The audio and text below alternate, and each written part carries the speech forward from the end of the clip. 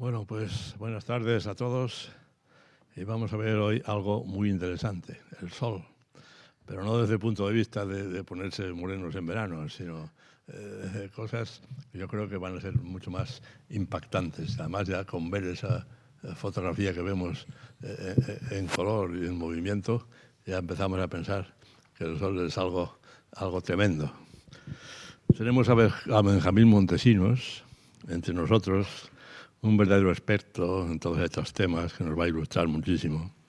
Es doctor en física por la Universidad Complutense, ha trabajado en muchos sitios, ha trabajado, por ejemplo, en el Departamento de Física de la Universidad de Oxford, estudiando el Sol y estrellas parecidas al Sol, parecidas en el sentido de que tengan una masa similar, un poco más, un poco menos. Ha estado también en la Universidad de Rochester, en Estados Unidos. Hoy está trabajando, o digo hoy en este momento, en la actualidad, pues está trabajando en el Centro de Astrobiología del Consejo Superior de Investigaciones Científicas. Estudia también estrellas, en este caso, además, estrellas que tienen discos protoplanetarios, es decir, estrellas que tienen planetas en formación. En cuanto a trabajos publicados, pues dice que son muy pocos, pero son 70, de orden de 70, por lo tanto eso de pocos habrá que contradecir lo que dice. Y además trabajos en las revistas más importantes, siempre relacionados con estos interesantísimos temas. Así que vamos a dejar ya de hablar y que nos explique todo eso tan interesante que nos va a decir.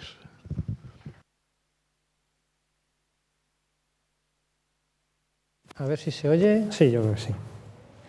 Pues muchas gracias por la invitación y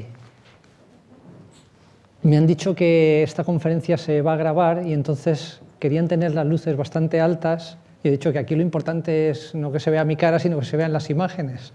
Entonces, bueno, como ya me han presentado y ya ha pasado un minutito y ya he salido en la grabación, entonces ahora sí que pediría que apagaran todas las lámparas porque lo bonito, y quería comenzar con esta imagen que ha estado todo el rato en la pantalla desde que habéis entrado, pero que quizá no hayáis visto bien a menos que hayáis mirado a las pantallas de atrás que tienen mucha más nitidez, ¿no? A mí me gusta moverme durante las charlas, entonces me voy a estar moviendo de un lado a otro.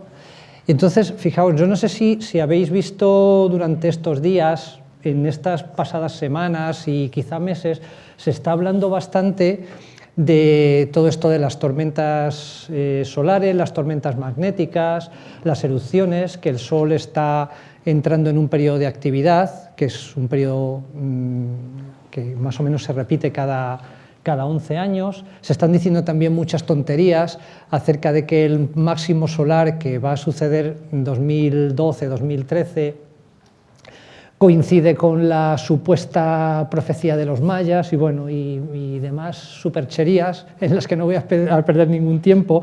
Pero bueno, esto sí que me gustaría comentarlo porque efectivamente, o sea, el Sol, después de un periodo muy tranquilito, ha entrado está ahora mismo trepando hacia el máximo. Ahora veremos durante la charla qué significa esto del máximo solar, y os quería poner como introducción, antes de la charla, ahora lo quitaré y ya pasaremos a una charla en PowerPoint con películas y demás. Os quería poner esta película que está tomada con un satélite relativamente nuevo, es un satélite que se llama SDO, que es Solar Dynamics Observatory, es un satélite de NASA. Aquí está la fecha, 24 de febrero de 2011, y aquí tenéis un reloj con el tiempo. Esta película, pues en poco menos de medio minuto, condensa hora y media, o sea, estos fenómenos que veis es hora y media. Aquí tenéis el limbo del disco solar, y esto que estáis viendo es gas muy caliente. Y fijaos, veis que hay una cierta organización en la atmósfera del Sol. Veis que aquí los penachos de gas salen de una forma bastante curiosa, y os pediría que os fijarais en cómo comienza este fenómeno. Veis que hay una especie de latigazo que se desenrolla como si fuera la lengua de una mariposa o de un camaleón de una forma muy violenta. Bueno, pues este es el origen de las tormentas solares o de las tormentas magnéticas que pueden afectar de alguna forma pues dispositivos electrónicos aquí en Tierra. Estamos en una universidad politécnica donde parte del trabajo pues, tiene que ver con electrónica, y entonces en los últimos años, en los que ya digamos que la civilización supertecnológica pues, va avanzando exponencialmente, pues tormentas de este estilo han creado problemas en satélites, en telecomunicaciones, en sistemas de GPS, han hecho desviarse aviones que siguen rutas polares a otras rutas, porque como luego ya veremos en condiciones normales, la lluvia de partículas que provienen de estas tormentas magnéticas, son partículas cargadas, son protones, llegan a la Tierra y se canalizan a través de las zonas más próximas a los polos, y por eso es por lo que ahí se ven las auroras. Pero bueno, solo quería que disfrutarais un poquito de esta imagen para que veáis que el Sol es algo bastante espectacular, y entonces ahora vamos a ir dando un repasito, pues prácticamente desde cero, para que veáis esto fuera.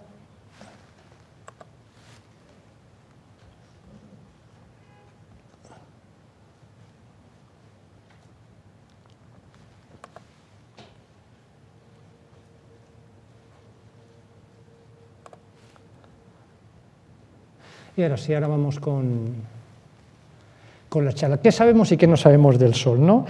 Pues de momento quizá esta imagen os extrañe, esto es el Sol, pero el Sol, fijaos, esto es una imagen, como muchas de las que vais a ver en esta presentación, tomada con un satélite que está observando las 24 horas del día el Sol. Es un satélite que se llama SOHO, es la abreviatura en inglés de Observatorio Solar y Heliosférico, que está situado en el punto en donde se anulan las gravedades del Sol y la Tierra, más o menos a 1,5 millones de kilómetros de la Tierra, y entonces está siempre mirando hacia el Sol, y conforme la Tierra va dando vueltas en torno al Sol, pues el satélite la acompaña, pero siempre mirando hacia el Sol. Tiene un montón de instrumentos, y veremos imágenes y películas captadas con esos instrumentos, y aquí lo que estamos viendo es gas a muy alta temperatura en el Sol, del orden de 600.000, 1 millón de grados, porque ya os anticipo, el Sol es una cosa misteriosa, en el sentido de que aquí en la Tierra, pues aquí tenemos una temperatura, ahora es invierno, aunque la temperatura es bastante buena, ahora podemos salir a la calle y hay 10 grados, pero si vamos hacia arriba en la atmósfera de la Tierra, pues enseguida alcanzamos temperaturas bajo cero. En el Sol pasa lo contrario, la superficie del Sol tiene más o menos 6.000 grados, pero cuando uno sube en la atmósfera del Sol la temperatura aumenta, y puede llegar a tener el gas de esta zona de aquí, que se llama la corona solar, pues puede alcanzar hasta 3 millones de grados. Luego hablaré un poquito acerca de qué significa esa temperatura y cómo se pueden conseguir temperaturas pues justo en el sentido contrario a lo que nosotros estamos acostumbrados. Me tengo que salir de aquí a mano.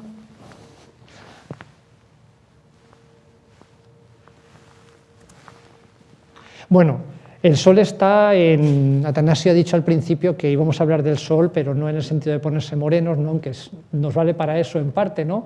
Pero si os dais cuenta, o sea, el Sol está omnipresente en la vida humana.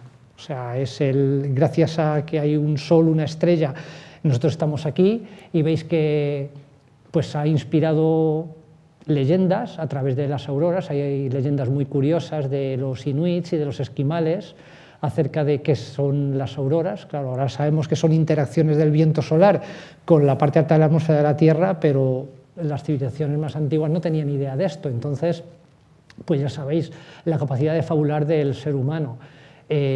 Obviamente está presente en las religiones. Esto es un grabado egipcio, y aquí está el Sol pues en un papel preeminente. Ha inspirado obras de arte, películas, canciones, cuadros.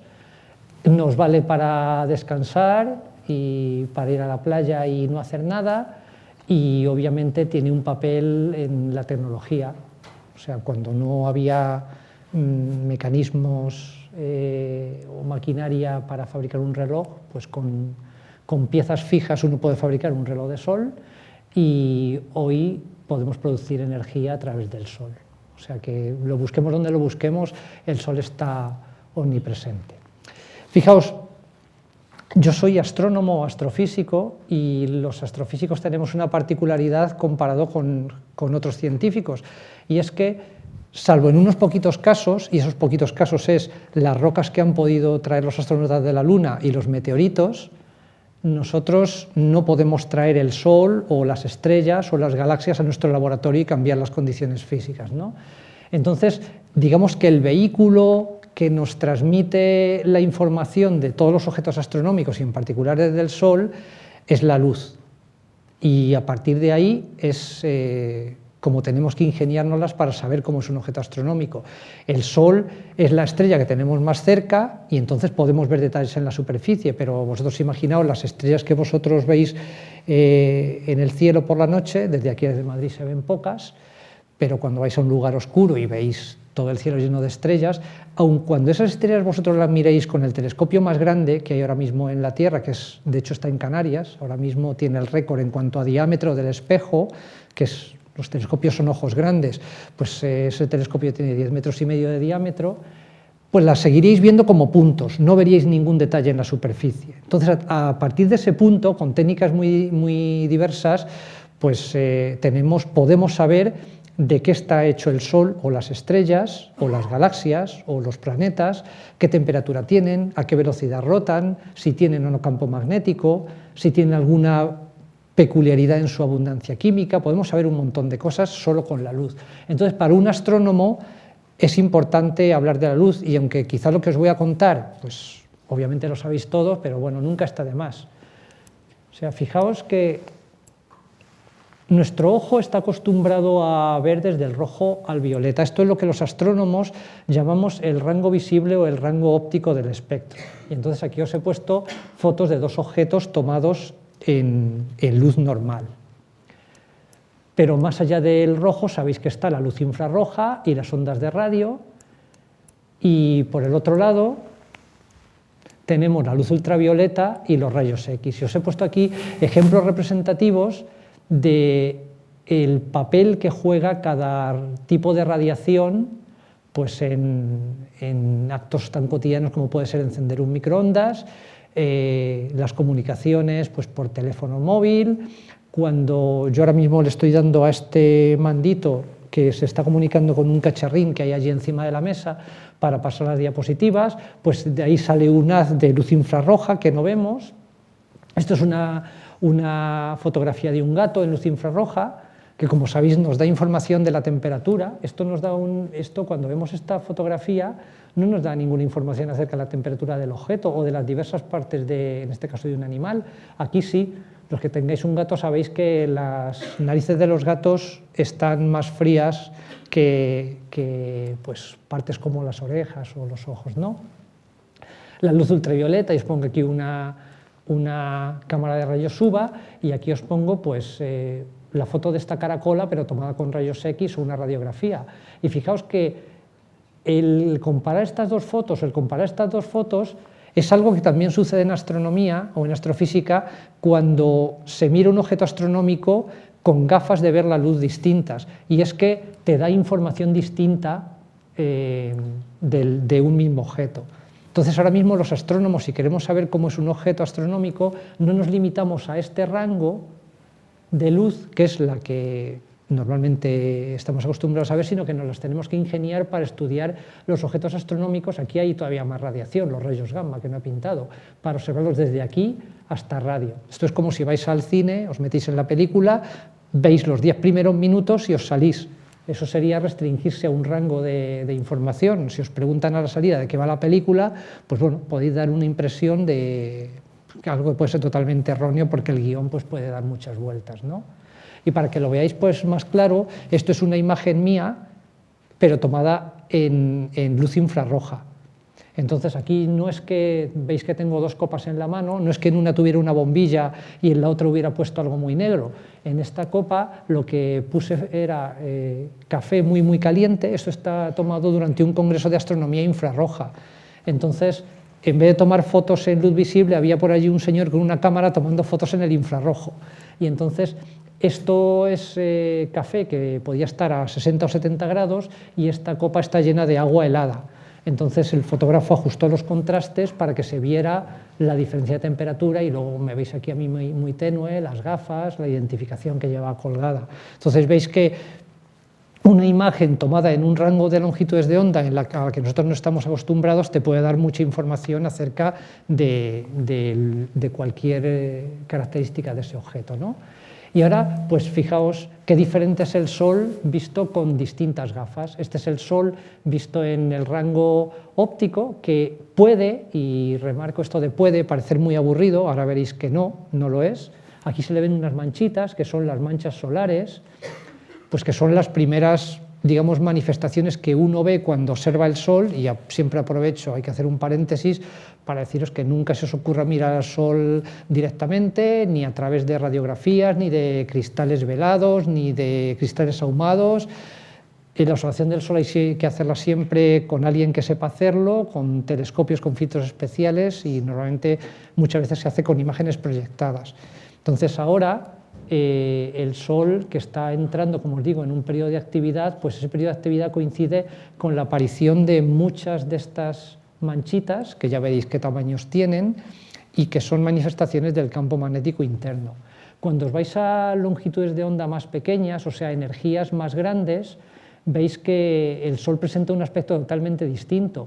Esta superficie de aquí que veis aquí, bueno, el Sol no tiene una superficie física, es una bola de gas incandescente, pero la superficie de este gas que se ve aquí pues tiene más o menos 6.000 grados de temperatura, y conforme vamos mirándolo en longitudes de onda más cortas estamos viendo gas más caliente, y aquí conforme nos vamos hacia longitudes de onda más largas vemos gas ligeramente más frío. Entonces esta es la apariencia del Sol en radio, en el infrarrojo, que veis que se ven cosas muy distintas, diferencias de temperatura entre unas zonas y otras, y aquí veis por una parte la atmósfera externa, que está muy caliente, estas zonas más brillantes son zonas de más emisión de rayos X, y luego si os dais cuenta ya veis una cierta organización, veis aquí lazos, que bueno, ya lo veremos con un poquito más detalle conforme avance la charla.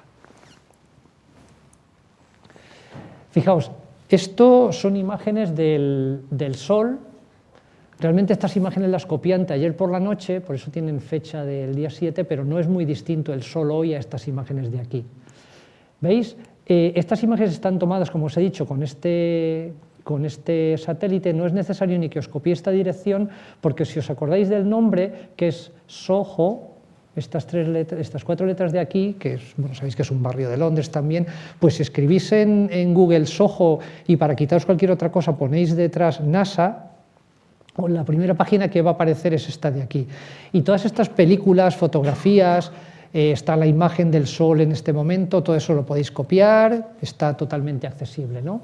Y entonces, como os digo, hay un montón de instrumentos, y cada instrumento, digamos que nos permite ver el Sol a distintas temperaturas. Entonces, estas 4 fotografías que están codificadas con estos 4 colores no significa que el Sol sea de ese color, lo que significa es que las zonas más oscuras emiten menos, las zonas más iluminadas emiten más, ¿no? Veis aquí estos penachos, esto es el Sol con 1.000.000 de grados de temperatura, aquí vemos gas ligeramente más caliente todavía, aquí estos huequitos son 2 fallos en la transmisión de datos del satélite, aquí veis material un pelín más frío, 60.000, 80.000 grados, pero fijaos siempre que las zonas brillantes coinciden en estas fotografías.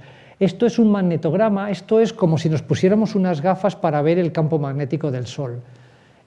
Los tonos grises, pasa un poco lo que en mi fotografía está en el infrarrojo. Los tonos grises son un campo magnético bajito, es bajito comparado con lo de la Tierra, es un poco grande, pero bueno, no es un campo muy intenso, y en cambio estas regiones de aquí, que son polaridades norte y sur, blanco y negro, coinciden, si os dais cuenta, con la presencia de estas regiones y coinciden con la posición de las manchas. Veis que aquí hay unas manchas solares, aquí también, aquí se ven menos, pero digamos que estas zonas, estas regiones activas, tienen su contrapartida en campo magnético, ¿no? Y estas zonas más blancas o más negras tienen en valor absoluto pues, valores del campo magnético grande. Y fijaos, os lo voy a comparar y voy a intentar que las imágenes oscilen una y otra con cómo era el Sol, cómo estaba el Sol hace 100 días. ¿Veis que hay menos actividad? Esto es ahora, esto es hace 100 días.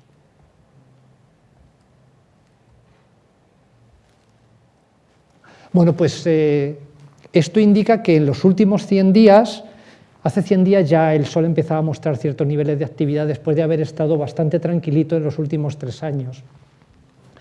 Y esto lo que nos indica es que hay un crecimiento en la actividad magnética y esa actividad magnética se traduce en actividad también en la corona. O sea, la corona del Sol, el gas ese supercaliente que hay rodeando al Sol, es el que empieza, movido por el campo magnético, porque están íntimamente ligada esta radiación con movimientos del campo magnético. Imaginaos el campo magnético como cuerdas de violín muy tensas que se enroscan unas con otras, que a veces se rompen y se disparan como si fuera un látigo o como si se desenrollan como esa lengua del camaleón que os hablaba al principio, pues esa es la que provoca todos estos tipos de fenómenos y vamos a ver varias películas donde muestran esto, ¿no? Fijaos, esto está tomado también con el satélite, con otro satélite estéreo y aquí lo que se ha hecho. Aquí tenéis la fecha, esto también es 27 y 28 de febrero de 2011, aquí tenéis la hora, y aquí lo que se ha hecho es tapar el disco del Sol para que no nos moleste toda la luz, y el tamaño del Sol es este, y se le ha puesto delante este disquito para tomar la película. Y entonces esto es lo que se llama técnicamente una eyección de material coronal, es la corona, acordaos, es la capa más externa del Sol, y entonces fijaos que muy lejos del Sol, esto ocupa pues alrededor de 10 veces el radio del Sol, y ahora daremos unos números, el radio del Sol son 700.000 kilómetros, pues veis aquí una prominencia que se va inflando, es como una burbuja enorme de gas que está al principio contenida por las líneas del campo magnético que están ahí ancladas, pero digamos que la presión magnética es tan grande que llega un momento en que esa bolsa de gas se rompe y sale hacia el espacio. Bueno, como os he dicho antes, pero lo remarco, el Sol es una estrella. Es una estrella como muchas de las que se ven en el cielo nocturno, y os podéis preguntar, ¿y es grande o es pequeña comparada con otras estrellas? ¿Es caliente o es fría? ¿Pesa mucho o pesa poco? Bueno, pues unos números, como os he dicho antes. Primero, comparado con la Tierra, ¿no?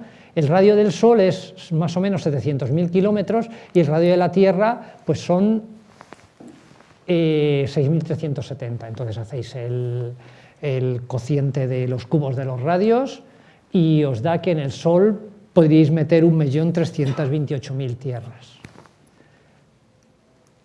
Luego la masa del Sol pues es un 2 y 30 ceros en kilogramos, y la masa de la Tierra pues es un 6, y si os dais cuenta aquí hay 3, 6, 9, 12, 24 ceros, o sea, son 6 órdenes de magnitud menos.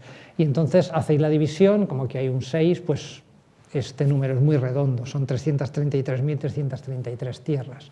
Y luego pues la distancia de la Tierra al Sol pues son 150 millones de kilómetros.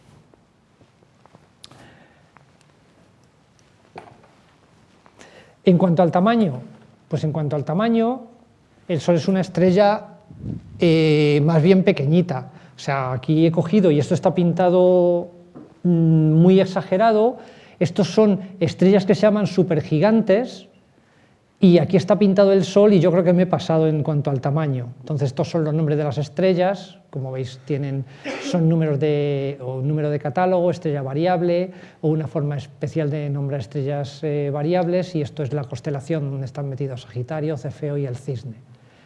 Entonces el Sol es una estrella pequeña, y ahora pues vais a ver el tamaño del Sol comparado, los que seáis un poquito aficionados a la astronomía, sabéis que aparte de nombres de catálogos y nombres a veces un poco extraños, las estrellas pues tienen nombres pues que vienen o bien de los griegos o de los árabes. Entonces, aquí tenéis, pues por ejemplo, Rigel y Betelgeuse, que son las dos estrellas más brillantes de la constelación de Orión, que es una constelación de invierno, y tenéis aquí más o menos sus tamaños comparados con el tamaño del Sol. Aquí tenéis a Pollux, Arturo, Aldebarán, que es la estrella más brillante de la constelación de Tauro, Antares, y veis que el Sol aquí pues, es un puntito. Si pusierais, por ejemplo, Júpiter en esta diapositiva, es que no era ni el tamaño del píxel que da la resolución de la pantalla, ¿no? Entonces veis que el Sol pues, es una estrella normalita, y el Sol pesa, lo más correcto sería decir, ¿tiene mucha masa o tiene poca? Bueno, pues veis que es poco masivo. O sea, si tuviéramos una balanza y aquí colocáramos una de las estrellas más masivas que se conocen, pues tendríamos que colocar 120 soles en el otro platillo para equilibrarla. Entonces el Sol es una estrella, en cuanto a la temperatura también es una estrella relativamente fría. Os he dicho que tiene 6.000 grados de temperatura, hay estrellas que tienen 60.000 o 70.000 grados de temperatura. Entonces es poco masiva, es fría y es pequeña, ¿vale? O sea que no figuraría en el libro Guinness de los récords pues, de ninguna forma. Entonces ahora vamos a dar un paseíto. ¿Cómo se formó el Sol? Bueno, pues fijaos, esta imagen de aquí, que le quitamos el rótulo y la hacemos más grande, está tomada con el telescopio espacial Hubble. Cuando uno mira al cielo de noche a simple vista, pues ve las estrellas y bueno, desde el hemisferio sur se ven dos galaxias, que son agrupaciones muy grandes de estrellas, a simple vista, pero luego uno ve el espacio negro, ¿no? Bueno, realmente cuando se mira al cielo con un telescopio y se hacen exposiciones largas, entonces se empiezan a ver otras cosas. Y una de las cosas que se ve pues es este tipo de estructuras. Esto es lo que se llama una nebulosa. Los colores están un poquito intensificados con respecto a cómo son en realidad, porque esto es una composición de imágenes con 3 filtros, uno rojo, uno verde y uno azul, y dependiendo de la cantidad de luz que hay en cada filtro, así es el color dominante en estas imágenes. Pero bueno, lo importante de esto es que veáis que aquí hay una cierta estructura. Estos son nubes de gas y de polvo, pero si os dais cuenta aquí hay una especie de cavidad vacía y aquí hay una especie de pilares gaseosos. Bueno, pues esto es lo que se llama una región de formación estelar. Las estrellas, y el Sol no es una excepción,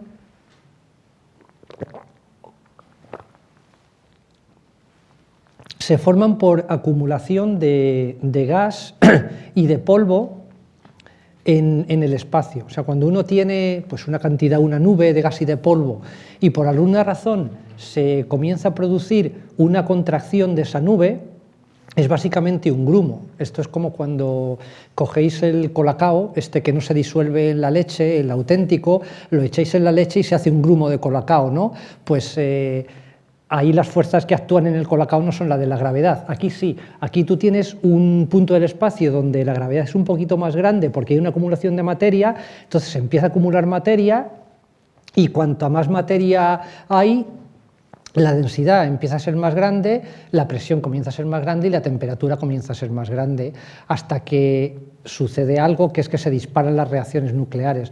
La gran mayoría de este gas que hay aquí es hidrógeno, pero está, digamos, enriquecido por otros elementos químicos. Si queréis hablamos luego un poquito de evolución, pero muchos de vosotros quizá lo sabéis, pero todo el material que a nosotros nos compone y compone todo lo que hay a nuestro alrededor, y el átomo de fósforo que había en una molécula del yogur o de la leche que os habéis tomado esta mañana, eso en algún momento se ha formado dentro de una estrella. Entonces, el gas que forma y el material que forma todo el sistema solar, aparte del hidrógeno, que se creó todo en el Big Bang o en las cercanías del Big Bang, los demás elementos químicos, el fósforo, el hierro, el uranio, el azufre, el aluminio, el oro, todo lo que hay a nuestro alrededor, todos esos átomos se crearon hace aproximadamente unos 6.000 millones de años dentro de una estrella que explotó, lanzó al espacio interestelar ese gas, y ese gas enriquecido chocó con gas que estaba aquí presente, quizá de otras explosiones, y se hizo pues una condensación, y de ahí nació el sistema solar. Luego, si queréis, hablamos un poquito de esto si no os ha quedado claro. Entonces, fijaos, este es hay que remontarse pues más o menos a unos quizás 6.000 millones de años o 5.500 millones de años para ver este proceso de aquí. Esto es una nube, esto que tenéis aquí, a ver si aparece la flechita, esto que tenéis aquí, que estoy señalando con la flecha, es una nube de gas interestelar, y esto es una estrella muy masiva que cuando yo le dé a la proyección va a explotar en forma de supernova.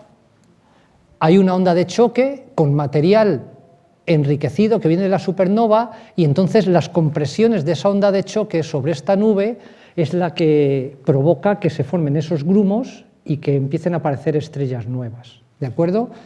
Y el hecho de que, os lo repito, de que en nuestro sistema solar, en nuestra Tierra, tengamos esos elementos químicos que son complejos, pues como el uranio, por ejemplo, el plutonio, eso indica que nuestro sistema solar está hecho de material procesado, o sea que todo lo que nos rodea viene de material que es de otra estrella.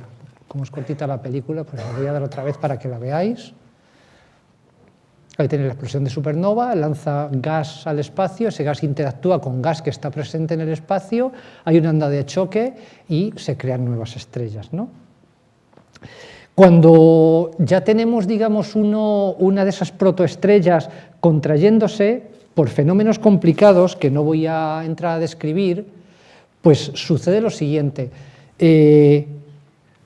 Tenemos una nube de gas ya condensándose, y en el universo es muy raro encontrarse nada que no gire, todo tiene un pequeño movimiento de giro. Entonces, si todos sois estudiantes de ingeniería o conocéis un poquito este mundillo, pues sabéis que hay un teorema que se llama la conservación del momento angular, que para la gente, pues digamos, de la calle, es lo que hace un patinador cuando está dando vueltas y quiere dar vueltas más deprisa, y es encoger los brazos, ¿no? Pues lo mismo sucede cuando una nube de material está condensándose y girando, pues da vueltas.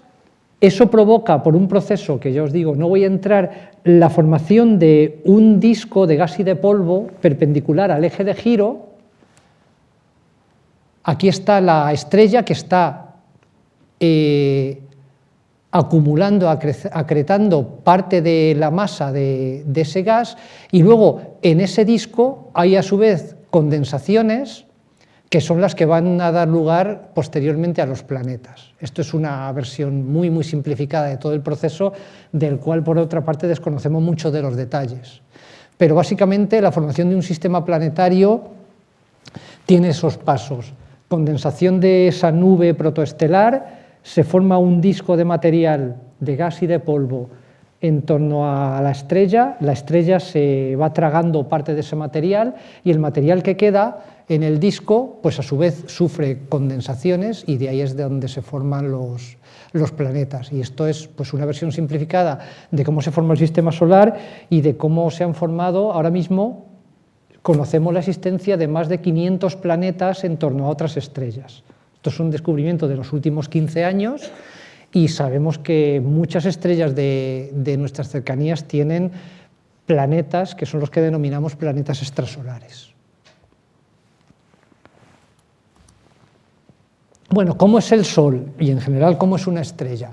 Bueno, pues el Sol os he dicho que es una enorme bola de gas, está en un estado de la materia que se llama plasma, pero bueno, a todos los efectos considerad que es un gas, y entonces pues tiene varias partes.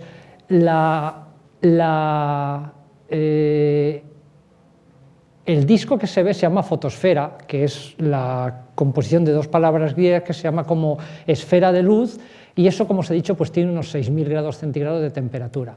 Y luego, digamos que hemos dicho que esto era 700.000 kilómetros, no hay un límite definido, pero más o menos el 10% en radio de la estructura del Sol es el núcleo, que es donde se producen las reacciones nucleares, que ahora describiremos un poquito.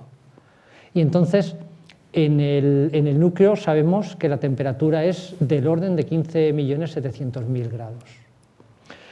En el núcleo del Sol, aparte de que hay reacciones nucleares que transforman hidrógeno en helio, aunque bueno, hay reacciones un poquito más complicadas, se producen los fotones. Se producen fotones de muy alta energía que además he pintado así, en un camino de zigzag y retrocediendo y avanzando, porque se produce un fotón en una reacción que es absorbido por un núcleo de hidrógeno, es reemitido, y entonces en media, sabéis que la luz viaja a 300.000 kilómetros por segundo, entonces podríais decir, bueno, pues entonces, como el radio del Sol es 700.000 kilómetros, pues tarda poco más de 2 segundos en salir. Pues no, si nosotros pudiéramos seguir el camino de un fotón desde que se produce el fotón padre hasta que el fotón llega a la superficie y puede ser liberado, porque allí la densidad del gas es muy pequeña, pues tarda del orden de 100.000 años. Y en cambio, para que veáis lo curiosa que es la naturaleza, también en las reacciones nucleares se producen unas partículas que se llaman neutrinos, que estas atraviesan el Sol como si fuera un auténtico cristal. Y de hecho, esta habitación, y ahora ya el Sol se ha puesto, está siendo atravesada, y cada uno de nosotros, por trillones y trillones de neutrinos solares sin que nos enteremos. Y detectar un neutrino es muy complicado. No sé si habréis visto las fotografías estas de detectores que se colocan en minas muy profundas, porque aparte vienen otras muchas cosas del espacio. Entonces, para cazar un neutrino en un tanque de estos, que se enriquece con cloro y se ponen fotomultiplicadores, bueno, son reacciones químicas un poquito complejas, pues se necesitan detectores enormes. Entonces, mientras que a los fotones les cuesta trabajo salir hasta que la densidad del gas es pequeña como para no interactuar con él, los neutrinos, vamos, pasan alegremente a través de la superficie del Sol. Y luego podéis decir, esto es un vídeo que no dura nada. El Sol, como es una bola de gas, no es rígida, y hay una técnica que se llama heliosismología, y esto es muy exagerado, cómo vibra el Sol. El Sol está vibrando. O sea, es lo mismo que cuando tocáis pues un timbal con una baqueta, y entonces la membrana del timbal empieza a moverse con distintos modos de vibración. Bueno, pues al Sol le pasa igual. Esto está muy exagerado, porque el Sol no se ven esos apepinamientos en absoluto. Digamos que las vibraciones del Sol, comparado con su tamaño, son de amplitud muy baja, pero se pueden detectar. Y lo mismo que en la Tierra los sismólogos, la gente que estudia los terremotos y la corteza terrestre, sabe cosas del interior de la Tierra viendo cómo se propagan distintas ondas de un terremoto, en el Sol también podemos hacer lo mismo, y así es como se conocen muchas cosas del interior del Sol. Por ejemplo, esa temperatura de 15.700.000 grados que os he dicho antes, sabemos que es así, y que no es 17 millones de grados y que no es 13 millones de grados, en parte gracias a la heliosismología. Bueno, ¿qué pasa en el núcleo del Sol? Bueno, pues en el núcleo del Sol lo que tenemos fundamentalmente es hidrógeno. Como está tan caliente, sabéis que el hidrógeno es un protón y un electrón que está dando vueltas en torno al núcleo, pero como está tan caliente, el electrón se ha ido por ahí de paseo, y entonces vamos a fijarnos en los núcleos de hidrógeno, ¿no? Entonces, esos 4 núcleos de hidrógeno interaccionan y dan un núcleo de helio. Fijaos, aquí he pintado los protones en color así rosa, y entonces un núcleo de helio son 2 protones y 2 neutrones. O sea, estos son partículas positivas, y estos son 2 partículas positivas y 2 partículas neutras. Eso es un núcleo de helio. ¿Y qué más se produce? Pues en esta reacción se produce también energía, que la represento con estas flechas. O sea, esa es la reacción básica que el Sol está haciendo 5.000 millones de años, y que hasta que le sucedan cosas, hasta que se le acabe el hidrógeno en el núcleo, pues le quedan 5.000 millones de años todavía de combustible. Entonces, lo curioso de esta reacción es que si nosotros colocamos en un platillo de la balanza los 4 protones y colocamos el núcleo de helio en el otro platillo, los productos iniciales de la reacción pesan más que los productos finales. Entonces vosotros habéis oído eso de 1000 veces de la energía, ni se crea ni se destruye, sino que solo se transforma, y luego sabéis que hay una equivalencia entre la masa y la energía, que nos la dio Einstein. Esta fórmula la habéis visto miles de veces, la habéis visto desde aquí, en libros de divulgación o en camisetas, ¿no? E igual a mc cuadrado. ¿Eso qué significa? Que uno puede transformar una pequeña masa en una gran cantidad de energía porque este número es muy grandote. Si ponéis esto en las unidades adecuadas, por ejemplo, si ponéis esto en gramos y esta energía os sale en las unidades que, bueno, pues serían energios, ¿no?, que serían las unidades correspondientes, la C tiene un valor son 300.000 kilómetros por segundo, eso es 3 y 5 ceros, pero si lo ponéis en centímetros por segundo es un 3 y 10 ceros, y si está elevado al cuadrado es un 9 y 20 ceros.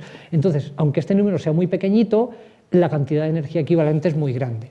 Por eso las bombas atómicas son tan destructoras, ¿no? Porque con una pequeñita cantidad de materia uno puede producir mucha energía. Entonces, fijaos, este es un poquito la cuenta. Los números en astronomía a veces son demasiado grandes y no dicen nada, pero fijaos, este es el número de reacciones nucleares que se están produciendo ahora mismo por segundo en el Sol. 1, 2, ¿vale? Pues son 92 sextillones de reacciones nucleares. En cada una de ellas, el 0,7% de la masa se transforma en energía.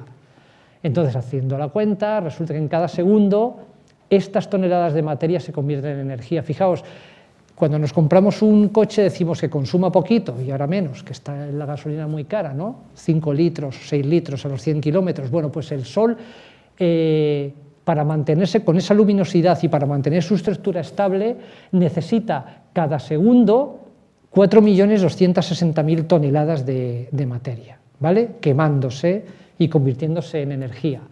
Y esa energía, pues si os vais a vuestra casa y la pudierais enchufar en el Sol, pues tendríais energía para vuestra casa durante 9.500 billones de años, que es bastante más de la edad del universo, ¿vale? Bueno, esta es una imagen del Sol, como os he dicho, en el óptico, ¿no? Y veis aquí las manchas, no es que la foto esté sucia, estas son las manchas solares, que fueron las primeras manifestaciones que se vieron. Pues la gente en la antigüedad, como no tenía dispositivos ópticos, pues hacía burradas, pues, y alguno se quedó ciego, obviamente, pues antes de que hubiera lentes y telescopios para proyectar, pues la gente cogía trozos de ámbar o miraba al Sol en días de niebla, que podía ver el disco solar y tal, y cuando las manchas son muy grandes se podían ver las manchas, ¿no? O ahumaba trozos de vidrio, pero bueno, esa no es la forma. Entonces, estas son las manchas solares. Fijaos, estos son 700.000 kilómetros, pues estas cosas deben ser bastante grandes. Y esta película de aquí que os voy a poner es una película que está tomada con imágenes de un telescopio que está en Canarias. Es un telescopio sueco, de la Real Academia de Ciencias sueca, pero que es que el cielo de Canarias tiene una calidad muy buena. Y solo deciros lo que es esto de aquí. Esto es distancia en miles de kilómetros, ¿veis? Esto, si prolongáis por aquí, pues son 700.000, ¿vale? Este es el radio del Sol. Entonces aquí lo que vamos a hacer es un zoom y esta escala pues se nos va a ir haciendo cada vez más y más pequeña. Entonces, ¿veis? Nos vamos acercando, ya se ve viendo aquí cierta estructura, y veis, esto es una mancha, y aquí veis las dimensiones. ¿Veis? Estos son 5.000 kilómetros, ¿vale? O sea, hemos dicho que el radio de la Tierra era 6.000 kilómetros, o sea que la Tierra sería más o menos así. Y estas cosas de aquí son, se llaman gránulos, no es un nombre muy original, y ahora veremos una película de esos gránulos, y es que la última parte, el último tercio de la estructura del Sol, la energía no se transmite por radiación. Tenéis el núcleo, tenéis esos fotones, yo he súper simplificado esa transparencia, pero cuando llega a un radio que sabemos que es más o menos el 70% del radio solar, el transporte en ese último 30% se hace por convección. Entonces es como si estuvierais calentando la parte de abajo y hay como burbujas de gas que están transportando el calor de la parte de abajo a la parte de arriba, y luego ya otra vez esa energía se va hacia afuera en forma de luz. Entonces ahora veremos alguna película de cómo es esa granulación.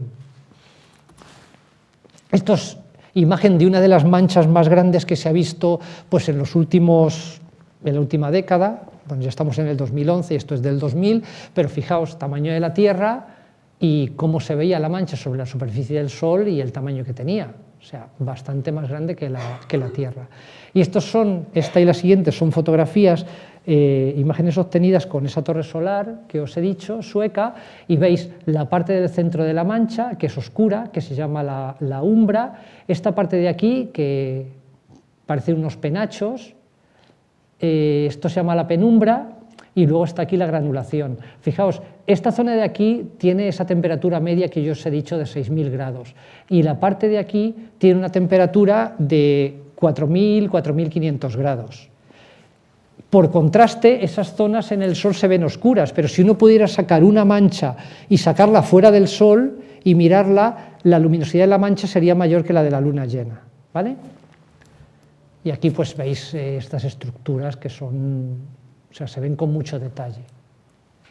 Y esta es la película, veis, o sea, hay huecos en la película, pero veis que donde se ve un poquito de continuidad, pues los gránulos estos van evolucionando. Entonces imaginaos, pues como cuando ponéis a cocer pues, cualquier cosa en un recipiente, ¿no? Las lentejas, pues las que están más abajo salen a la superficie, se enfrían y vuelven a caer, ¿no? Ese es el fenómeno de la convección. Bueno, ¿qué sucede con estas manchas? Bueno, pues hasta 1750 más o menos no había una forma estándar de contar las manchas. Entonces la gente se fijó que había manchas, que el número de manchas cambiaba con el tiempo, que ese comportamiento era más o menos cíclico, y además que los ciclos, si se toma en media, veis que esto es número de manchas frente a tiempo, pues que había periodos donde el número de manchas era muy pequeñito y luego pues los picos, o sea, los números máximos de manchas pues dependen, pero la separación, si uno hace las cuentas, no es siempre 11 años, pero la media son 11 años, ¿no? Lo que sí se sabe, y esto es curioso, es que entre 1645 más o menos y 1700, que aquí también hay un agujero en los datos, pues hubo un periodo de más o menos 50 años en la vida del Sol donde el Sol aparentemente perdió esa periodicidad. Este periodo se conoce como el mínimo de Maunder, porque Maunder fue un astrónomo que bueno, lo estudió, hizo una recopilación de todas las manchas y tal, ¿no? Y es muy curioso, ahora que se habla tanto del cambio climático, que se tienen registros indirectos de cómo era la temperatura en Europa en esa época. Y eso coincidió con un descenso en la temperatura en Europa, pues aproximadamente de 2 grados en media. En Holanda se congelaban más los canales, en Londres se sabe que se congeló el Támesis, se sabe que se perdieron cosechas, y entonces pues esta época es lo que se conoce como la pequeña edad del hielo. Entonces, bueno, pues si parece evidente que hay una cierta influencia del Sol en el clima, lo que pasa es que, bueno, ahora digamos que esa influencia pues quizá está sobrepasada por toda la polución que nosotros estamos poniendo en la atmósfera pues, con toda la contaminación. ¿Qué ha pasado en los dos últimos ciclos? Pues fijaos, en los dos últimos ciclos aquí tenéis los picos no es que un día haya más manchas, de hecho aquí en el último ciclo, en el que tuvo el pico en el año 2000, hubo luego otro pico aproximadamente en el 2002, ¿no? Y luego decayó y aquí es cuando el Sol ha estado muy tranquilito. Fijaos que las subidas, en este caso, es más abrupta que la bajada, que fue más suave. Y esto es un poquito la predicción, no se sabe lo que va a pasar, pues aquí están pintadas solo las manchas hasta 2010, cuando el Sol estaba muy tranquilito, ahora andamos más o menos por aquí, y parece que el ciclo que va a alcanzar su máximo, pues según esta predicción, pues eso, 2012, 2013, no va a ser un ciclo tan intenso, estas son, digamos, las predicciones más optimista y pesimista en cuanto al número de manchas, esta es la media, pero no va a ser un ciclo tan intenso como como el anterior. Entonces, fijaos que ahora se está hablando mucho, lo que os comentaba al principio, las tormentas magnéticas, ¿qué va a pasar? O sea, yo he llegado a leer y a oír cosas como que nuestra civilización tecnológica iba a retrasarse, iba a ir hacia atrás 100 años, hasta cosas tremendas. Bueno, pues no, o sea, hay que tener cuidado. Cuando hay que tener cuidado, digamos, quien tiene que tener cuidado son la gente que esté al tanto de los satélites, la gente que esté al tanto de las centrales eléctricas, pues tener en cuenta que estos fenómenos, si son muy intensos, pueden perturbarlo, pero o sea, se están haciendo montones de, o sea, propagando montones de formas de noticias catastrofistas y realmente, pues bueno, o sea, hay que ser consciente de que efectivamente las tormentas solares afectan sobre todo a cualquier cosa que tenga que ver con la electrónica o con las comunicaciones, pero que, o sea, normalmente se está preparado. Los satélites ahora mismo, en concreto los satélites astronómicos, tienen dispositivos que miden la cantidad de radiación de partículas que hay. Cuando notan que hay un ascenso, ellos mismos se ponen en modo seguro. Y de hecho, una cosa que se puede hacer, y ahora lo veremos en una película, es que cuando nosotros vemos una de estas llamaradas en el Sol, esas llamaradas se ven en luz, entonces la luz del Sol solo tarda 8 minutos y medio en llegar a nosotros. Si vemos que hay una tormenta muy intensa en luz, sabemos que esa tormenta tiene asociada una lluvia de partículas, pero las partículas van más despacio, entre comillas. La luz va a 300.000 kilómetros por segundo y las partículas viajan como mucho a 3.000 kilómetros por segundo. Entonces, eso significa que al cabo de unas pocas horas, un día o 2 días, esas partículas van a llegar hasta nosotros, entonces podemos tener tiempo de apagar satélites y de tomar, bueno, las medidas que podamos tomar.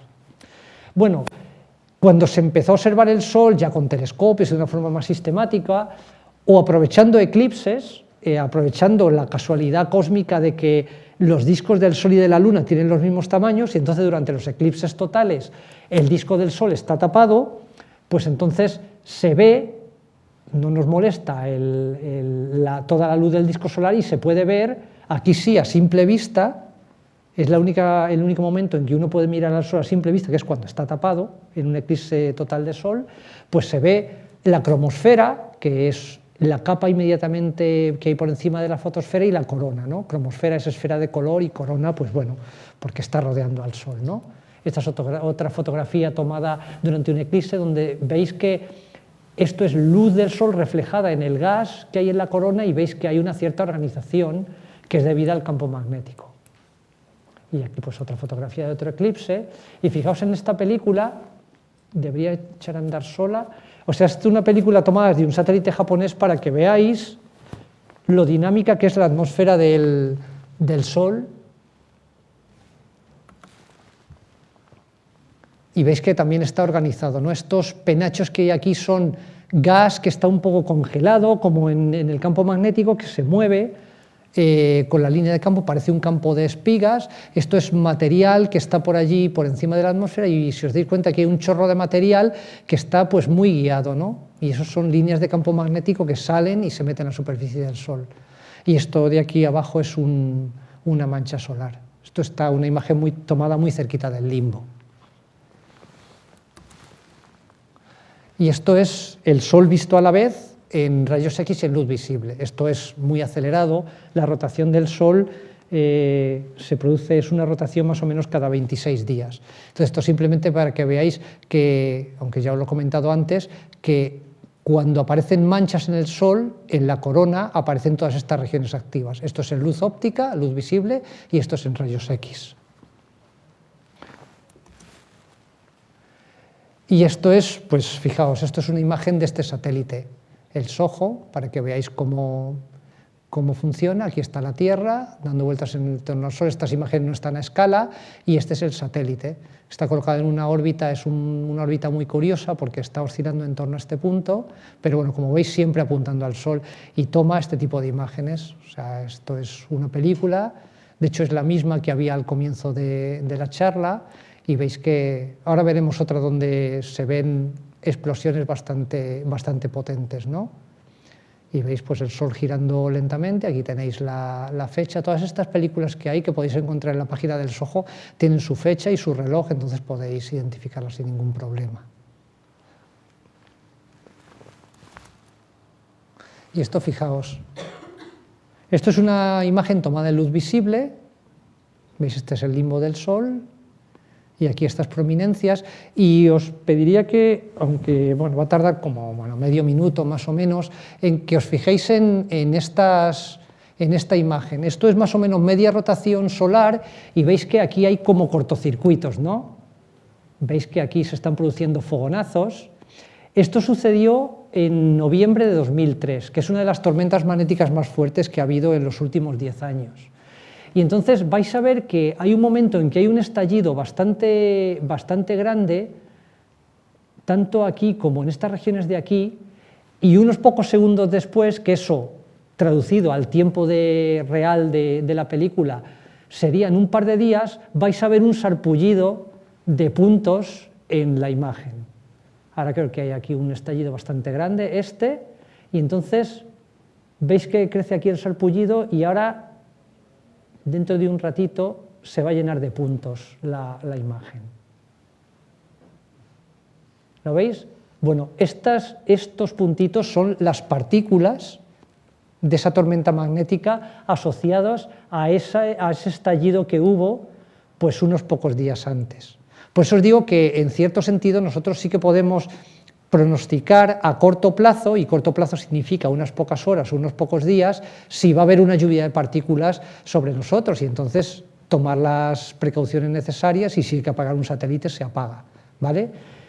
Ahora se está diciendo, no, es que va a haber en 2011 y 2012 va a haber una tormenta magnética brutal. Eso lo habéis podido leer, lo habéis podido oír. No se sabe, es imposible predecir esto. Es como si cuando comienza el invierno le dices a un meteorólogo que te diga si va a haber y dónde y cuándo una tormenta, en el sentido meteorológico del tema, una borrasca centrada sobre un punto de la Tierra que vaya a tener efectos catastróficos. Es imposible. Un meteorólogo te dice, no, mis modelos no pueden dar para eso. Y el Sol es un sistema mucho más complicado que la atmósfera de la Tierra, porque además hay muchísimas cosas que no conocemos, sobre todo internas, y el comportamiento del campo magnético pues también es muy complicado. Y esto, fijaos, esto es una película del último ciclo solar, también tomado en rayos X. En 1996 el Sol estaba en el mínimo de actividad, y veis que conforme va avanzando el ciclo, pues el Sol se va activando, la corona va siendo cada vez más luminosa y van apareciendo más regiones en la superficie del Sol. El máximo lo alcanzó en el 2001 y luego pues fue decayendo otra vez hasta el 2006, y ahora pues estamos trepando hacia el máximo.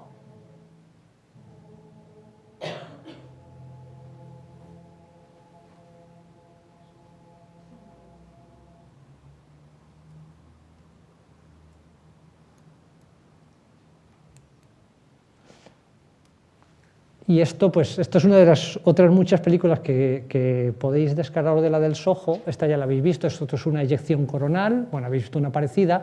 Lo único que os llamó la atención es sobre estas dos cositas que vienen por aquí abajo. Estos son dos cometas. Como el Sol está observando continuamente el Sol, pues caza todo lo que haya por allí, ¿no? Y entonces ha descubierto muchos cometas, y además os dais cuenta que parece que llegan los cometas al Sol y se produce esta llamarada. Bueno, no hay ninguna relación causa-efecto. Un cometa es un pedrusco, no muy grande, que puede tener 100, 200 kilómetros o algo así. Aquí había dos que iban juntitos y no se ven salir por aquí, y parece que el Sol se los tragó. Pero bueno, el que el Sol se trague un cometa es igual que si llega una hormiga y le rasca a un elefante la pata. No hay ningún efecto, es puramente una coincidencia que cuando desaparecen estos cometas se produzca esta llamarada de gas. Y esto es, como os he comentado, es lo que se llama una eyección de masa coronal. Y esto es otra que sucedió en 2001, muy cerquita del máximo, para que veáis cómo se perturba pues todo el entorno del Sol, y cómo llegan a la Tierra. También aquí se ve, después de la erupción de material, se ve en un cierto momento que el detector se llena de ruido, ¿no? De partículas. ¿Veis? Y esas son las que pueden llegar a ser potencialmente peligrosas. Esas partículas, cuando llegan a la Tierra, producen en condiciones normales, incluso en un mínimo de actividad, auroras. ¿Cómo se producen las auroras? Bueno, pues si habéis estudiado un poquito de física y cómo interaccionan las partículas cargadas con los campos magnéticos, las partículas cargadas, si no son muy energéticas, son guiadas por los campos magnéticos, siguen trayectorias paralelas. Si son muy energéticas, los atraviesan alegremente, ¿no? Entonces, aquí tenéis un par de películas, son variaciones sobre un mismo tema, donde veis cómo se produce una aurora. Esto es una animación, estas son las partículas del viento solar, este es el campo magnético de la Tierra que está deformado por el viento solar, y entonces esas partículas, entran a través del campo magnético de la Tierra hacia los polos, y entonces interactúan con las moléculas de nitrógeno y de oxígeno que están en la parte alta. O sea, las auroras se forman más o menos de entre 90 y 500 kilómetros de altura. Y esta película de aquí, de la derecha, pues es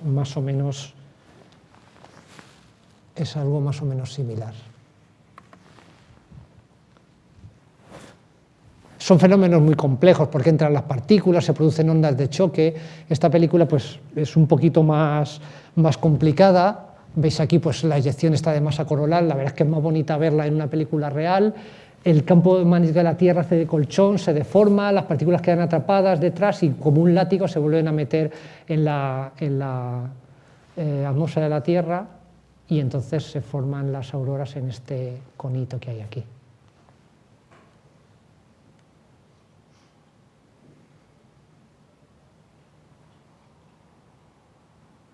¿Veis? Ahí presiona todo el viento solar la magnetosfera de la Tierra, se deforma, quedan partículas atrapadas pues como si fueran las cuentas de un rosario o de un collar en las líneas de campo magnético, y entonces pues vuelven a impactar con la Tierra. Bueno, ¿cuánto le durará el combustible? Y ya estamos llegando a las últimas etapas de la vida del Sol y también al final de la charla para que preguntéis lo que queráis. Pues fijaos, el Sol lleva 5.000 millones de años quemando hidrógeno y, como os he dicho, seguirá otros 5.000 millones de años hasta que se le agote. Entonces, cuando se le agote va a pasar lo siguiente. Hay una serie de procesos, esto no va a ser de un día para otro, sino que se va a ir notando paulatinamente, pues a lo mejor dentro de 4.000 millones de años, y entonces lo que le sucederá es que el núcleo de helio se reajusta, será más pequeñito, se calentará un poquito más, y entonces la presión de la radiación hará que las capas exteriores del Sol se empiecen a expandir. Hay una serie de pulsaciones, inestabilidades, pero básicamente el Sol pasará a un estado que se llama estado de gigante roja. Será una estrella más fría pero más grande. Entonces, digamos que visto desde fuera del sistema solar, el Sol empezaría a invadir lo que es la órbita de Mercurio, la de Venus y la de la Tierra. Lo que pasa es que durante el proceso, pues los océanos aquí se empezarían a calentar, se evaporarían, y bueno, pues claro, aquí el clima de la Tierra, ahí sí que habría un calentamiento global a lo bestia, independientemente de lo que hiciéramos nosotros, ¿no? Y si un astrónomo estuviera viendo lo que sucede desde muy lejos, esto sería más o menos lo que vería al cabo de... Esta evolución es relativamente rápida en términos astronómicos, duraría unas pocas decenas de millones de años, ¿no? Al final lo que tendríamos sería el núcleo ese caliente, donde ha seguido habiendo reacciones nucleares y se ha podido producir carbono, oxígeno y quizá un poco de nitrógeno, y ahí se ha parado, pues se ha ido contrayendo y ha ido expulsando todas las capas, ¿no? Y entonces se ha formado esta estructura de aquí. Hay una especie de vacío y las capas exteriores del Sol pues forman este tipo de estructuras que reciben un nombre muy impropio y que es imposible quitárselo de encima. Estas cosas se llaman nebulosas planetarias, pero no tienen nada que ver con planetas. ¿Y por qué se llaman así? Pues porque el primero que las descubrió fue William Herschel, que fue un astrónomo inglés muy famoso del siglo XVIII, que fue el descubridor de Urano, y que cuando miró estas cosas tenían a través de su telescopio la misma apariencia que Urano, y entonces las llamó nebulosas planetarias, cuando luego se descubrió que no tenían nada que ver. Su telescopio, pues él pulía sus espejos. De hecho, aquí en el Observatorio Astronómico de Madrid, en el que está en el Retiro, hay un espejo pulido por William Herschel y se puede visitar el observatorio y verlo. El telescopio no es el original porque se destruyó en la guerra contra los franceses en 1808, pero el espejo es el original. Y bueno, eran telescopios que estaban bien, pero no tenían la calidad de los de ahora. Y bueno, pues el nombre se ha quedado ahí grabado a fuego en la astronomía y no nos lo podemos quitar de encima. Y entonces, esta es la última transparencia, y fijaos que yo os pongo que el ciclo de la vida estelar continúa. ¿Por qué? Pues porque todo ese gas enriquecido que ha lanzado, que lanzaría potencialmente el Sol y otras estrellas, el Sol no va a explotar de una forma violenta, este fenómeno es gradual y no hay una explosión de supernova, que es lo que sucede en las estrellas más masivas.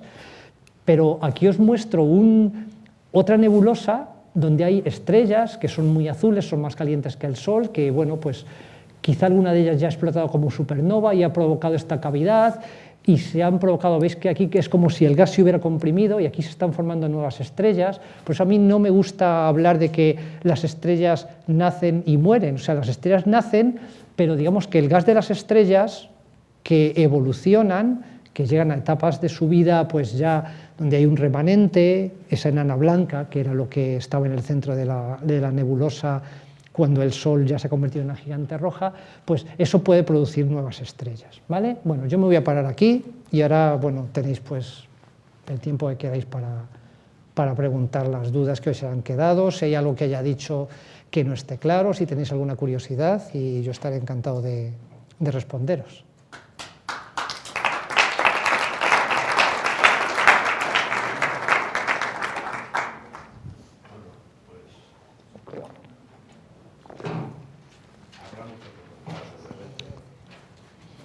A ver, sin miedo. Habrá mucho que preguntar, seguramente, a pesar de que lo que hemos visto es de una densidad tremenda, densidad de información. Bueno, vamos a ver. ¿Quiénes son los que quieren empezar a preguntar? No hace falta que preguntéis todos a la vez, pero ya podéis empezar. Aquí me parece que vosotros estabais preguntando algo, ¿no? ¿Tú estabas preguntando? Vamos a ver, ¿quiénes son los que van a empezar a preguntar? ¿El primero? ¿La primera, el primero? Aquí a romper el hielo. Hay que romper el hielo, que si estuviéramos en el Sol, imaginaros cuánto hielo iba a quedar. Yo no quisiera llevarme la impresión, cuando nadie pregunta, probablemente es por timidez, pero puede haber dos causas. Una, que os hayáis enterado de todo, y otra, que no os hayáis enterado de nada. Porque claro, en el punto intermedio está el que bueno, voy a hacer una pregunta, pero no, uno a veces teme de preguntar y decir, bueno, a lo mejor voy a decir una tontería, pero no. Sabéis que la ciencia está hecha de preguntas. Luego las respuestas las damos si podemos. Voy a preguntar yo una cosa. Venga. El campo magnético. ¿A cuántos teslas llega cuando hay un campo magnético intenso por esa zona de manchas? Pues del orden de medio Tesla, más o menos. De medio Tesla. Sí, o sea, esos son campos magnéticos grandotes, ¿no? Sí, sí, sí. O sea, esos son como 5.000 Gauss, o sea, un Tesla son 10 a la 4 Gauss, y aquí, pues, en la Tierra, pues, se llega a 2 Gauss, más o menos, o sea, son campos intensos. Sí. Pero comparado, por ejemplo, con otras estrellas, o sea, no hemos hablado de estrellas muy masivas, o sea, imaginaos una estrella de 50 masas solares, ¿no? Pues esas son las que explotan como supernovas, y la que luego, cuando lanza el material al espacio, lo que queda pueden ser dos cosas. Puede ser una estrella de neutrones, o sea, todo está muy comprimido, pues algo más comprimido todavía, que es un agujero negro. Y las estrellas de neutrones pues tienen campos magnéticos del orden de 10 a la 12 Gauss. O sea que esto se queda, vamos, es una... 10 a la 12 Gauss, o sea, una minucia. 100 Tesla. Sí, o sea, una cosa brutal. Sí, sí, es una barbaridad. O sea, 10 a la 12 sería 10 a la 8 Teslas. 10 a la 8, claro. Sí, o sea, un 1 y 8 ceros. Sí, sí, sí. O sea, pero ahí el material está en un estado... o sea, todo esto... Os ha dicho que la astronomía es una ciencia donde los números son a veces muy grandes, ¿no? Entonces, por eso habréis visto que un par de veces en la charla a mí me gusta comparar cosas y poner balanzas, ¿no? O sea, si pusierais en una balanza, si os vais a... Ay, se me ha ido. El puntito ese blanco que quedaba, pues ya cuando el Sol ha perdido todas sus capas y queda ahí en el centro, que es la enana blanca, si fuerais capaces de ir con una cucharilla de café y colocar una cucharilla de café de nana blanca en un platillo de una balanza, en el otro platillo tendréis que colocar un hipopótamo para equilibrarla. O sea, el material está en un estado bastante peculiar. Pero si os vais a una estrella de neutrones de esta que os he dicho y vais con vuestra cucharilla a la estrella de neutrones y lo colocáis en el platillo, en el otro platillo para equilibrarlo deberíais colocar del orden de 10 millones de hipopótamos. O sea, se llaman estrellas de neutrones porque toda la materia está presionada. ¿Os acordáis cuando se estudiaba la física de primero que la imagen está de los átomos, del protón y los electrones dando vueltas por ahí alrededor? Entonces todo lo demás está, podríamos decir, vacío, ¿no? Claro, esto es un sacrilegio para la gente que trabaja en mecánica cuántica, pero bueno, aquí entre nosotros lo podemos decir. En las estrellas de neutrones todo ese material está completamente aplastado. O sea, así hablando en plata, no hay vacíos entre las partículas y por eso es tan denso el material, ¿no? O sea, que cuando ya estamos hablando de las etapas finales de la vida de una estrella, todo es muy exótico.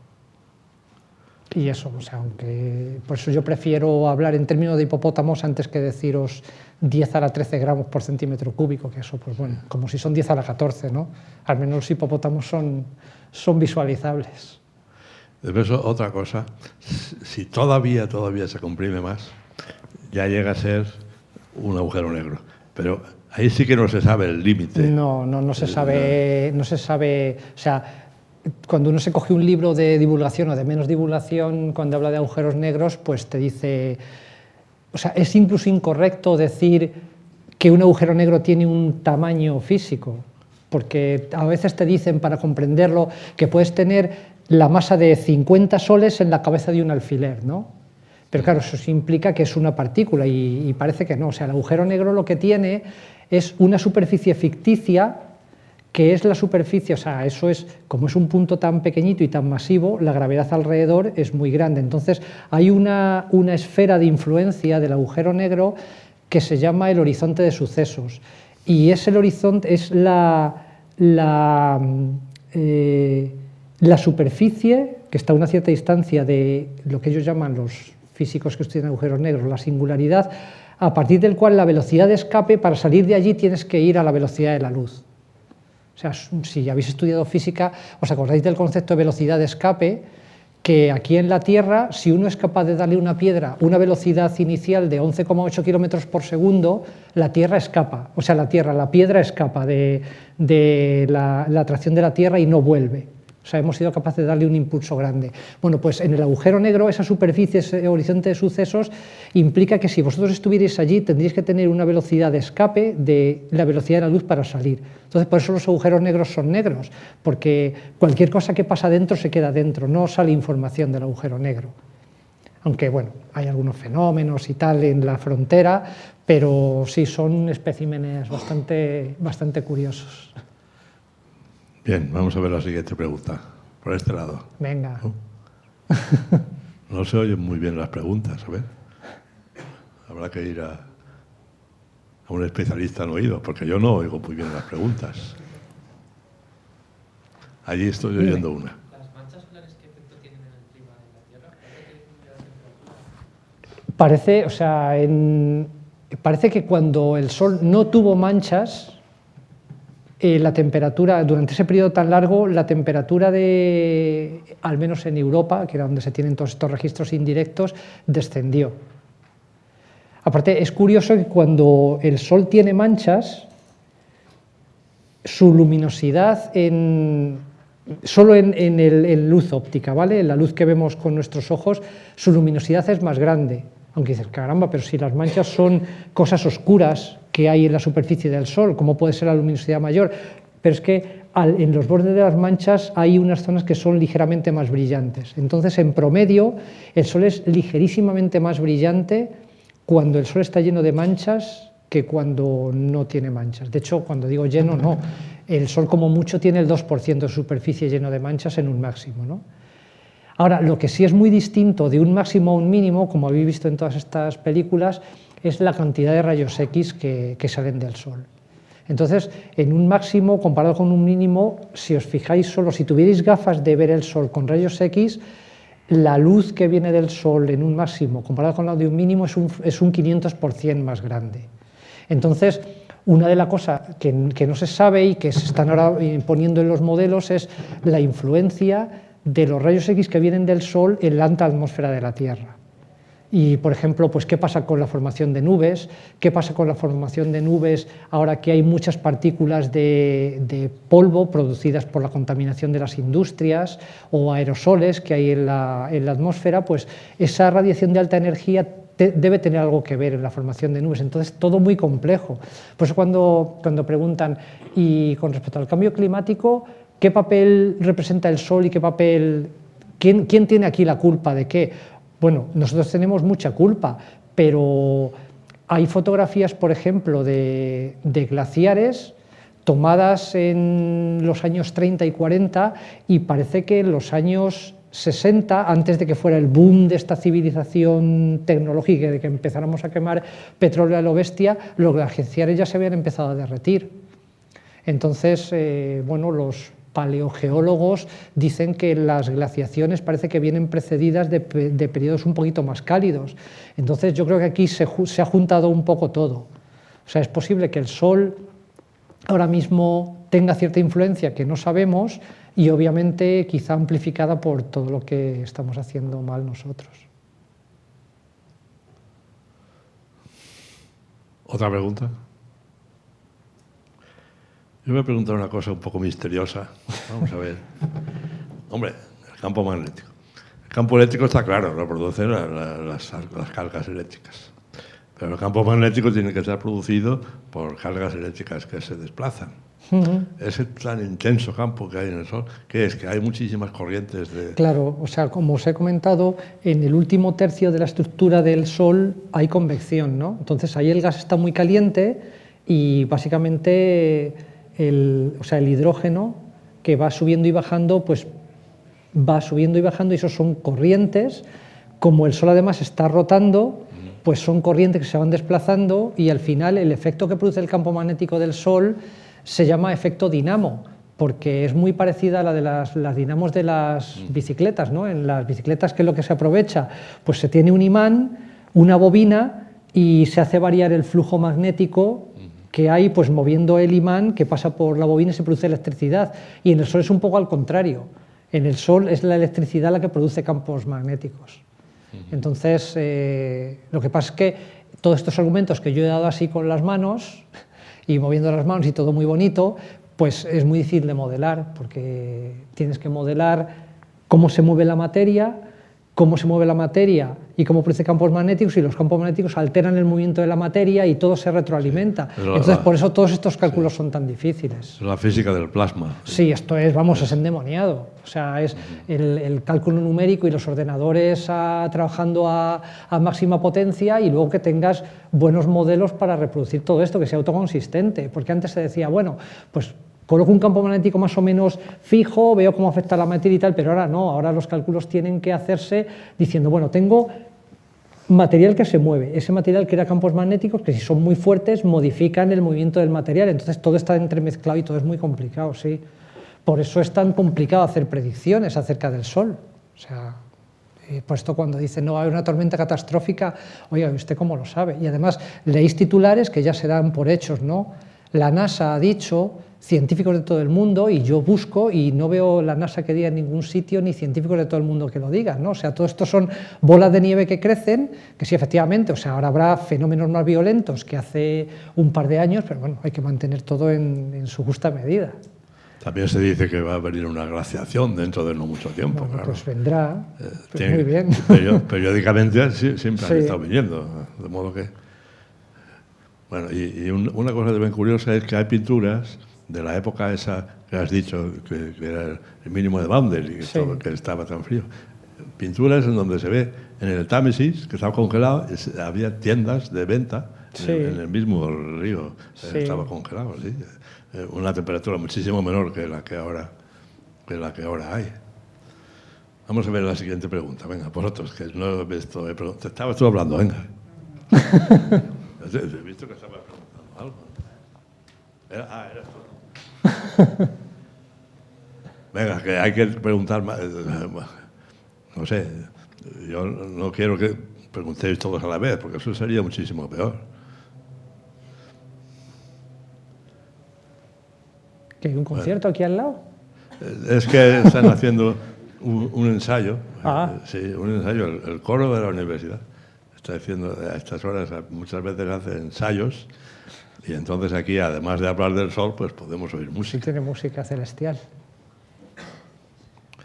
Pero yo preguntaría, antes del sol, lo que se llaman las estrellas padre, que fueron supernovas que explotaron por esta zona, puede ser que incluso haya no una, sino varias generaciones sucesivas. Sí, o sea, fijaos que el Sol tiene 5.000 millones de años de edad, ¿no? Desde que empezaron las primeras reacciones nucleares, pero el universo tiene 13.700 millones de años. Entonces, claro, han pasado cosas.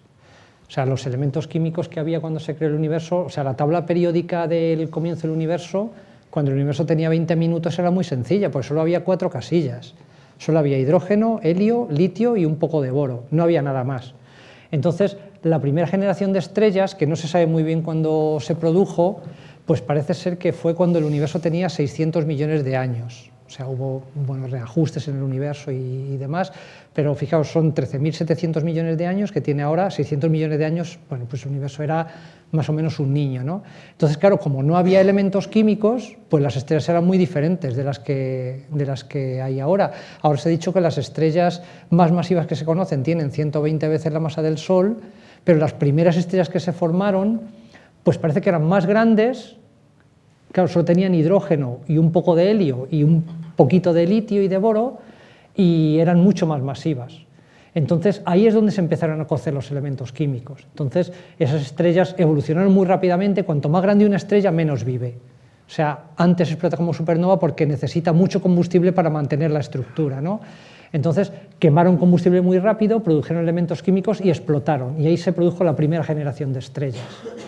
La nuestra, nuestro Sol, pues no se sabe exactamente a qué generación pertenece, pero sí, posiblemente desde las primeras estrellas que produjeron los primeros elementos químicos y que se volvieron a cocinar en otras estrellas, pues se han pasado 3 o 4 generaciones, pero esto sí que no, esto no se sabe.